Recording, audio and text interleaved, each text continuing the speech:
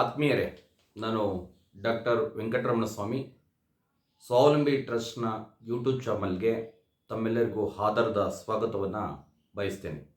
ಇವತ್ತಿನ ವಿಡಿಯೋನಲ್ಲಿ supreme court visually challenge ಅಂಧರಿಗೋಸ್ಕರ ನೀಡಿರುವಂಥ ಒಂದು ಮಹತ್ತರವಾದಂಥ ಸೂಚನೆಯನ್ನು ತಿಳ್ಕೊಳ್ಳೋಣ.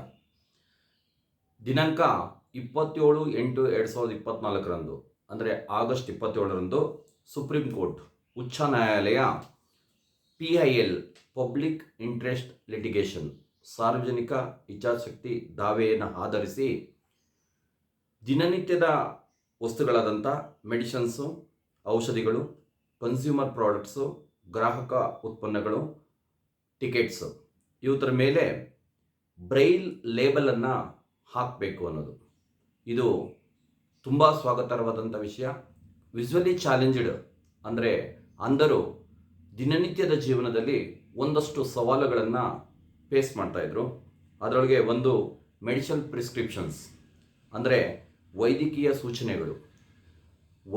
ಸೂಚನೆಗಳು ಸಾಮಾನ್ಯ ಜನರಿಗೆ ಅರ್ಥವಾದಂಥ ಪರಿಸ್ಥಿತಿನಲ್ಲಿರುವಾಗ ಇದನ್ನು ಬ್ರೈನ್ನಲ್ಲಿ ನಮೂದಿಸೋದ್ರಿಂದ ಅವರು ಯಾವ ಔಷಧಿಯನ್ನು ಯಾವ ಟೈಮ್ಗೆ ತೆಗೆದುಕೋಬೇಕು, ಎಷ್ಟು ಡೋಸೇಜಲ್ಲಿ ತೆಗೆದುಕೋಬೇಕು, ಇದರ ಬೆಲೆ ಎಷ್ಟು ಅನ್ನೋದು ಯಾರ ಮೇಲೂ ಅವಲಂಬಿತವರಾಗದೇ ಸ್ವತಂತ್ರವಾಗಿ ಜೀವನವನ್ನು ನಡೆಸೋದಕ್ಕೆ ತುಂಬ ಉಪಯೋಗ ಆಗುತ್ತೆ.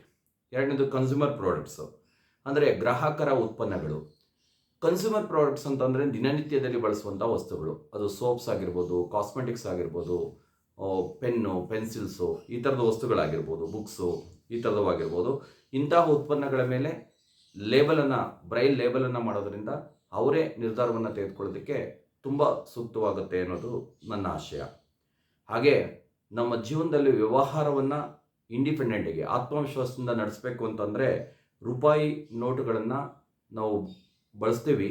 ಅದನ್ನು ಕರೆನ್ಸಿ ನೋಟ್ಸನ್ನು ಐಡೆಂಟಿಫೈ ಮಾಡೋದು ಸಾಮಾನ್ಯ ಜನಕ್ಕೆ ಕಷ್ಟವಾದಂಥ ಪರಿಸ್ಥಿತಿ ಇದೆ. ಕಾರಣ ನೋಟ್ನ ಸೈಜ್ಗಳನ್ನು ವೇರಿಯೇಷನ್ ಮಾಡಿದ್ದಾನೆ, ಕಲರನ್ನು ವೇರಿಯೇಷನ್ ಮಾಡಿದ್ದಾನೆ. ಅಂಥದ್ರಲ್ಲಿ ಇದರಲ್ಲಿ ಬ್ರೈಲ್ನಲ್ಲಿ ನಮೂದಿಸೋದ್ರಿಂದ ಯಾರಿಗೂ ಮೋಸ ಹೋಗದೇ ಸ್ವತಂತ್ರ ಜೀವನವನ್ನು ನಡೆಸೋದಕ್ಕೆ ಅಂಧರಿಗೆ ಬಹಳ ಉಪಯುಕ್ತವಾದಂಥ ಮಹತ್ತರವಾದಂಥ ಹೇಳಿಕೆಯನ್ನು ಸುಪ್ರೀಂ ಕೋರ್ಟು ನೋಟಿಸನ್ನು ಇಶ್ಯೂ ಮಾಡಿದೆ ಅಂತ ನಾನು ಸ್ವಾಗತಿಸ್ತೇನೆ. ಕರೆನ್ಸಿ ನೋಟ್ಸ್ಗಳಲ್ಲಿ ಬ್ರೈಲನ್ನು ನಮೂದಿಸೋದ್ರಿಂದ ಇವತ್ತು ಯಾರ ಮೇಲೂ ನಾವು ನಂಬಿಕೆಯನ್ನು ಇಡೋದಕ್ಕಾಗಲ್ಲ.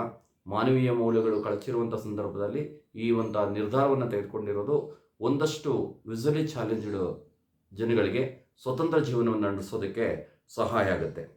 ಇದರ ಸೀನಿಯರ್ ಅಡ್ವೊಕೇಟ್ ಉಪಾಧ್ಯಾಯ ಮತ್ತು bench led by CJI by Chandrachud ಇವರು ಯಾವ್ಯಾವ ಆರ್ಟಿಕಲ್ನ ಆಧರಿಸಿ ಇದನ್ನು ನಿರ್ಧಾರ ತೆಗೆದುಕೊಂಡಿದ್ದಾರೆ ಅಂದರೆ ಆರ್ಟಿಕಲ್ 14 ಸಮಾನತೆಯ ಹಕ್ಕನ್ನು ನಮಗೆ ಕೊಡುತ್ತೆ.